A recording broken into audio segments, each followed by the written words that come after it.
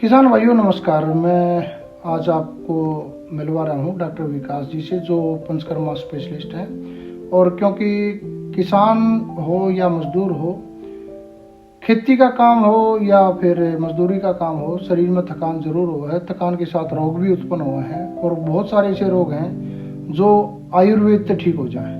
तो डॉक्टर साहब, आप आयुर्वेद के ज्ञाता हैं, हमने ये बताना है कि आयुर्वेद वास्तव में है क्या। सबसे पहले तो नरेंद्र जी, आपको मैं बहुत बहुत आभार करूंगा कि मुझे हमारे ग्रामीण अंचल से जुड़े हमारे अन्नदाता, हमारे भाई बहन, हमारे पहलवान और जो आपने नाम लिया जो मजदूर वर्ग के मेहनतकश लोग हैं, उनसे आपके ज़रिए वार्तालाप करने का, रूबरू होने का मौका मिला। उसके लिए बहुत बहुत धन्यवाद। डॉक्टर साहब, भैया ने ये भी बता दें कि आप पंचकर्मा के विशेषज्ञ हैं और आयुर्वेदा में पंचकर्मा का बड़ा महत्व रहा है। जी डॉक्टर साहब। तो आपने जैसा कि पूछा कि आयुर्वेद क्या है, तो देखिए, आयुर्वेद अगर हम इसको सिंपल भाषा में समझे तो आयु का विज्ञान है, यानी लाइफ को जीने का विज्ञान है। हमारी लाइफ कैसे उठना चाहिए, कैसे बैठना चाहिए, क्या खाना चाहिए, क्या नहीं खाना चाहिए, इन सारे विषयों को लेके जो ज्ञान हमारे 5000 साल पहले ऋषि मुनि लिख के चले गए हैं, वो विशेष ज्ञान है। और इस आयुर्वेद का जो सेंट्रलाइज यानी कि जो कहते हैं ना कोर एरिया है, वो पंचकर्म है। डॉक्टर साहब, ये कौन कौन सी ऐसी बीमारी हैं जो पंचकर्मा के द्वारा ठीक करी जा सके। नरेंद्र जी, आपको सवाल थोड़ा अलग से पूछना चाहिए। आपको पूछना चाहिए कि कौन सा ऐसा रोग है जो पंचकर्म से ठीक नहीं होता है, क्योंकि ये बात मैं बड़ी जिम्मेदारी से इसलिए बोल रहा हूँ। हमारे आयुर्वेद में साफ साफ लिखा है कि सर्वेशाम रोगाणाम सूत्राम उदराणितु, यानी कि सभी रोगों का कारण हमारे पेट से शुरू होता है जी। लेकिन अगर हम आजकल परिवेश को देखें तो सभी लोग सुबह उठते ही पेट में ताती ताती चाय पीवे हैं, दिन भर थकान मिटाने के लिए हुक्का पान करते हैं जी डॉक्टर। और ईब तो गांव वाले लोग भी ये पिज्जा बर्गर खाना सीख गए हैं, यानी कि फास्ट फूड जो है वो जहर है हमारी खातिर। हाँ, तो सारा खेल देखो, मैंने बताया कि सभी रोग पेट से उत्पन्न होते हैं जी। अब उनका नामकरण चाहे कुछ भी हो, अब लोग कह देते हैं भी आजकल नई नई बीमारी आ रही है। जी, बीमारी नई नई नहीं आ रही, शरीर तो वही पंच तत्वों का बना हुआ है, पहले भी वही था, आज भी वही है। सिर्फ जो शरीर की मैनेजमेंट है, जो दोषों की अवस्था है, उसको ठीक करना है, हमें उस नाम को ठीक नहीं करना है। तो आयुर्वेद मैं बताना चाहूँगा कि अभी बहुत एडवांस हो गया है, हर एंगल से सक्षम है। तो आप लोग आयुर्वेद से किसी भी प्रकार की अवस्था को ठीक करवा सकते हैं। डॉक्टर साहब, देखो मोटे तौर पे जो हमारे खिलाड़ी हैं, युवा हैं या किसान हैं, मजदूर हैं, वो अनाप शनाप जब खा ले हैं या बेमौसमी खा ले हैं तो बीमार हो जाए। जी, आपका कहने का मतलब ये है कि जो भी हम खावा है वो पेट में जाए और पेट से ही बीमारी का कारण उपजे है। बिल्कुल। तो ये जो जैसे शुगर होगी, ब्लड प्रेशर हो गया, इस तरह की बीमारियां का निदान है इसमें। बिल्कुल जी, इसको जैसे आपने शुगर का नाम लिया है ना जी, इसको लाइफस्टाइल डिसऑर्डर बोलते हैं। तो जब हमारा लाइफस्टाइल इतना खराब हो चुका है कि आजकल आप लोग देखो कि खुद कोई जमींदारा करके राजी नहीं है, आउटसोर्सिंग करके काम करवाते हैं जी।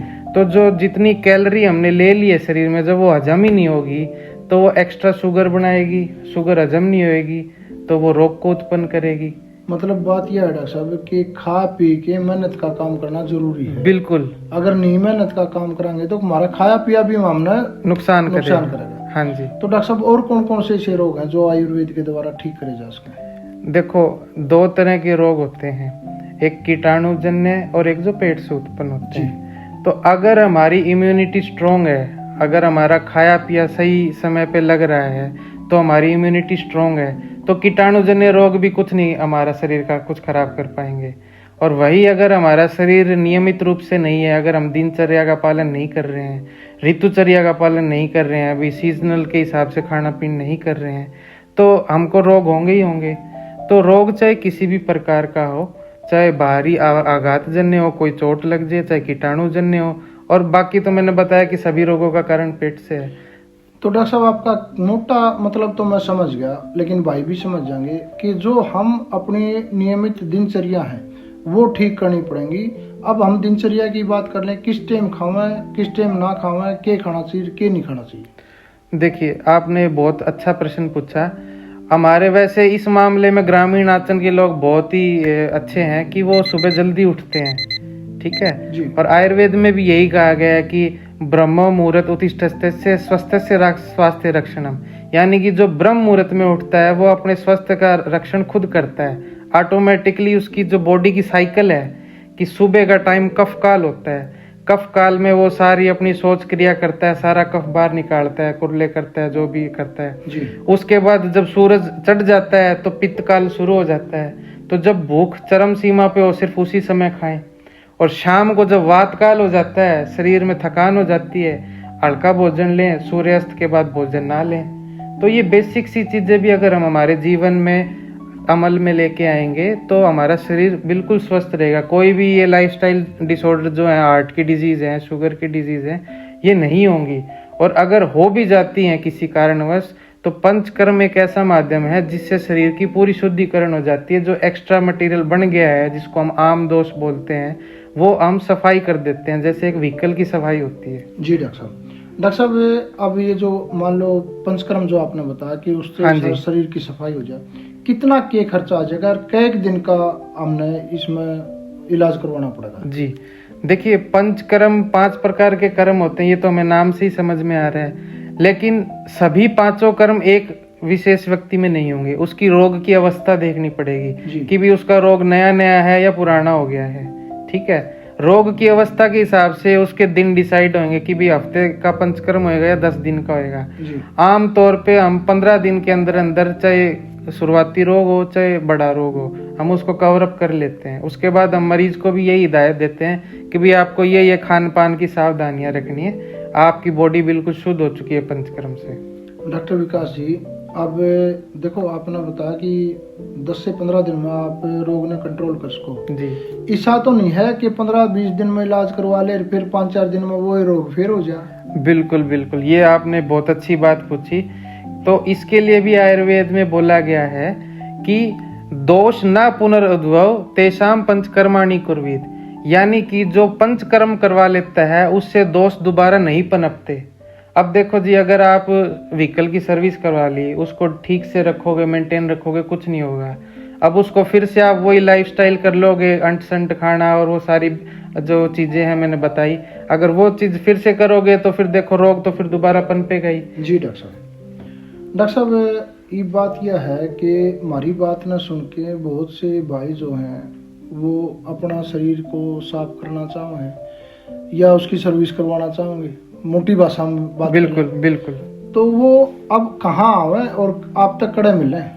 देखिए, हमारे हिसार में 2 सेंटर हैं। एक जो मेन सेंटर है आनंदा हॉस्पिटल के नाम से, वो आपके कैमरी रोड पे है। जी। और जो दूसरा सेंटर है वो आवर्स हॉस्पिटल के अंदर आनंदा का पंचकर्मा सेंटर है, जो विशेष कैंसर के रोगियों के लिए बनाया गया है। तो ये 2 जगह पे मैं उपलब्ध रहता हूँ दिन भर। डॉक्टर साहब, जब देखो कई बार है ना, डॉक्टर का जीवन बड़ा व्यस्त रहे जी। और किसान भाई या कोई भी हमारा युवा साथी बाहर से जब आता है तो वो भी अपने व्यस्त टाइम में से टाइम निकाल के आवे। बिल्कुल। ऐसा तो नहीं है कि वो आपके दौरे पहुंच जाए और आप मिलो ना? देखिए, इस मामले में हमने एक बहुत अच्छी टीम तैयार कर रखी है, क्योंकि हम सिर्फ ये नहीं है कि भी पर्ची काटा और मरीज को बिठा दिया। जी।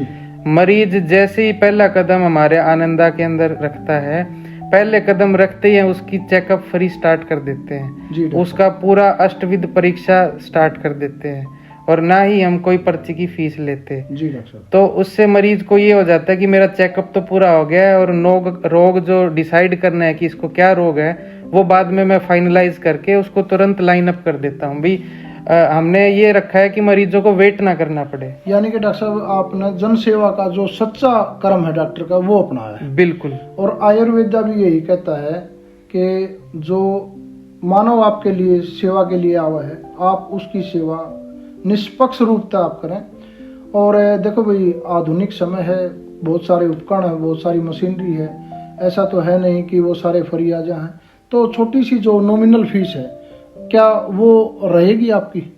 देखिए, इस मामले में भी हमने हिसार में पहली बार एक ऐसा फॉर्मेट तैयार करा है, क्योंकि पंचकर्म देखो 5,000, 10,000, लाख रुपए तक का इलाज होता है इसमें। जी। तो इतना एक ग्रामीण अंचल का इंसान अफोर्ड नहीं कर सकता। तो उसके लिए हमने एक स्पेशल फॉर्मेट तैयार किया है कि व्यक्ति के गांव से ही उसका दूध, घी, दही, लस्सी लेके उसी से दवाई बना के हम उनका इलाज करते हैं। सिर्फ प्रोसीजर चार्जेस लगते हैं 200 से 300 रुपये, अदरवाइज उसकी दवाई हम उसकी रसोई से ही तैयार कर देते हैं। जी डॉक्टर साहब, यह तो बहुत अच्छी बात है, क्योंकि अगर किसी भी हॉस्पिटल में जाओ तो पहले देखा है कि उससे पहले उसकी पर्ची कट जाए है और फिर उसके बाद उसके डायग्नोस और उसकी वो जो टेस्ट है, तो आपका भी ऐसा कोई टेस्ट का संबंध है? देखिए, हम पहला कदम तो हमारा रहता है कि आयुर्वेदिक पद्धति से मरीज के सारी परीक्षाएं करें जी। चाहे वो नाड़ी परीक्षा हो, दर्शन परीक्षा हो, स्पर्श परीक्षा हो, हर तरह की अष्टविध परीक्षा हम आयुर्वेद से करके फिर आजकल क्या होता है कि सबूत देना पड़ता है जी। क्योंकि हम आयुर्वेद के नाम पे बातें तो बहुत सुनते हैं कि ये अच्छा है वो अच्छा है, लेकिन क्या वाकई में आयुर्वेद रिजल्ट दे रहा है? तो इसके लिए हम उस रोग का आधुनिक परिवेश से कंपैरिजन करके उसके लैब ट्रीटमेंट से पहले लैब टेस्ट करवाते हैं और ट्रीटमेंट के बाद करवाते हैं, तो व्यक्ति को ट्रांसपेरेंट क्रिस्टल क्लियर पता चल जाता है कि भाई रोग मेरा सच में ठीक हो गया है। जी बहुत बढ़िया डॉक्टर साहब। और देखो ये तो जरूरी भी है, क्योंकि आधुनिक समय में इंसान को और सारी चीज हो जाए विश्वास से नहीं होता। तो यदि भैया आपने अपनी काया को स्वस्थ रखना है, निरोग रखना है और रोगों से दूर रखना है, तो आप डॉक्टर साहब की सेवा का जरूर मौका डॉक्टर साहब ने भी दें। और डॉक्टर साहब आप स्टूडियो में आए, किसान भाइयों को इतनी लाभप्रद जानकारी दी, उसके लिए बहुत बहुत धन्यवाद। नरेंद्र जी, आपका भी बहुत बहुत धन्यवाद। और जाते जाते मैं एक बात यही कहना चाहूँगा मेरे सभी ग्रामीण अंचल के लोगों से कि जब हम सिंपल खाना खाने में खाद रहित खाना पसंद करते हैं, तो अपने शरीर के इलाज के लिए हम अपनी प्राकृतिक चीज़ों का इस्तेमाल क्यों नहीं करते? हमारा शरीर प्राकृतिक तत्वों से बना है, तो उसके लिए प्राकृतिक चिकित्सा ही सबसे बेस्ट होती है।